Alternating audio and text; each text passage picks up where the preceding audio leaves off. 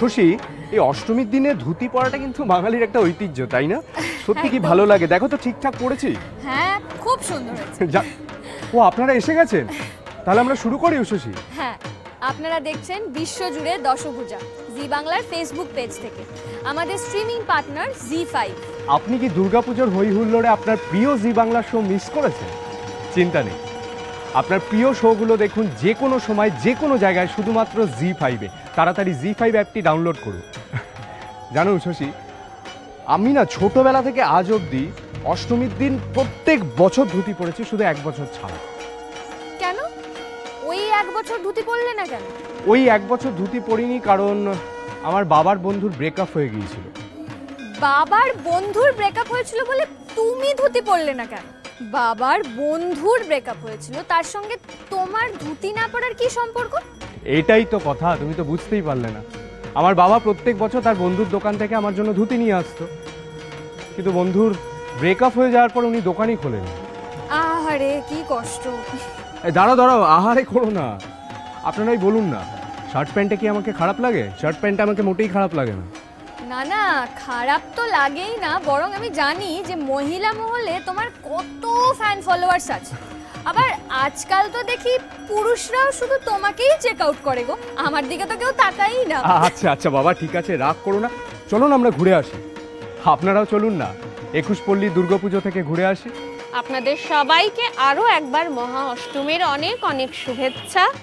সমস্ত মলিনতা দূরে সরিয়ে রেখে কাছে আসার মুহূর্ত। যদিও এবছরের পুজোটা একটু অন্যরকম, তবু এই উৎসব হোক মন দিয়ে, সচেতনতার সাথে। আমরা এখন চলে এসেছি বালিগঞ্জের 21 পল্লীতে।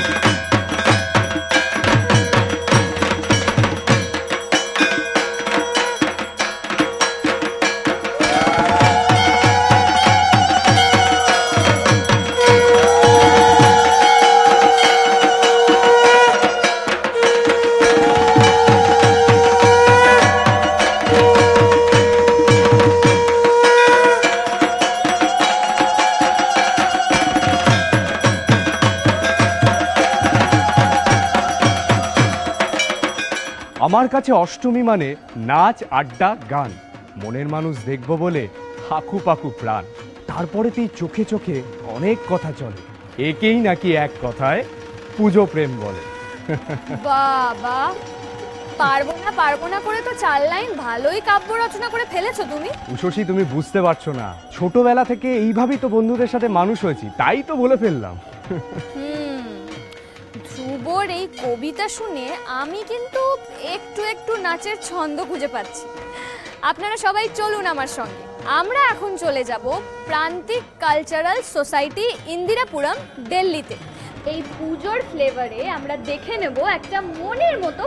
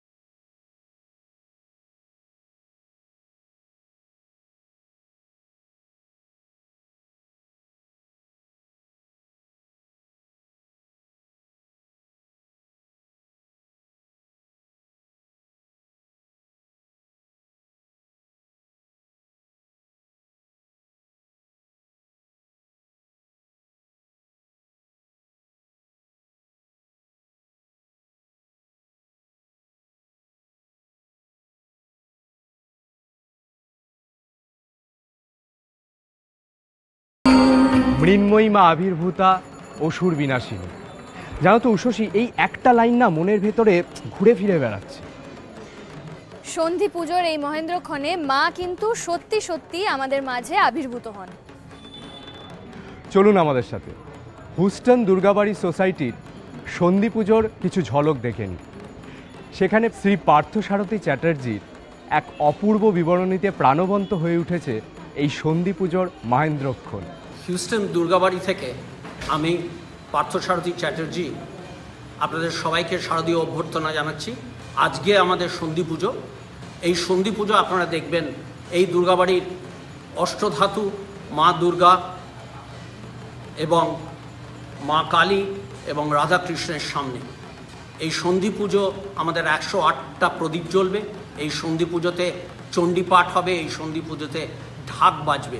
কিন্তু এই দুর্গাবাড়ির যাত্রা শুরু হয়েছিল 20 বছর আগে। আপনারা আসুন, এই সন্ধি পুজোটা দেখবেন। সারা মন্দির অন্ধকার হয়ে যাবে, 108টা প্রদীপের আলোতে মায়ের মুখটা জ্বলে উঠবে। কিন্তু এই সন্ধি পুজো ভারতের বুকের সন্ধি পুজো নয়, এই সন্ধি পুজো হিউস্টন টেক্সাসে পুরোপুরি যুক্তরাষ্ট্র আমেরিকার মধ্যে সন্ধি পুজো।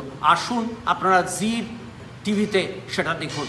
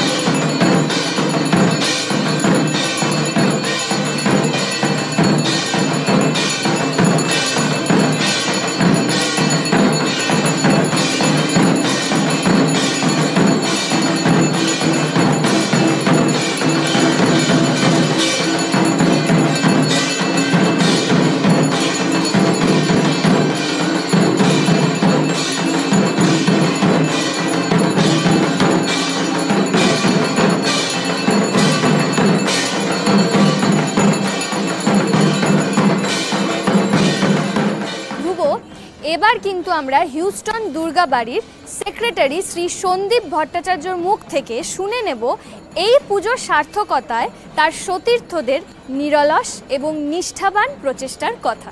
সন্ধি পুজোর সন্ধ্যায় আপনাদের সবাইকে শারদীয় শুভেচ্ছা।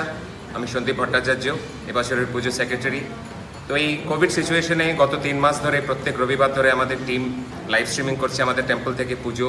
আমরা মহিষাসুর মর্দিনী করেছি, মহালয়ার প্রোগ্রাম করেছি, বিপত্তারিণী পুজো করেছি, জন্মাষ্টমী করেছি। অনেক ধন্যবাদ। আপনারা কোথাও যাবেন না, আমরা ফিরে আসছি অনেক মজা অনেক আনন্দ নিয়ে।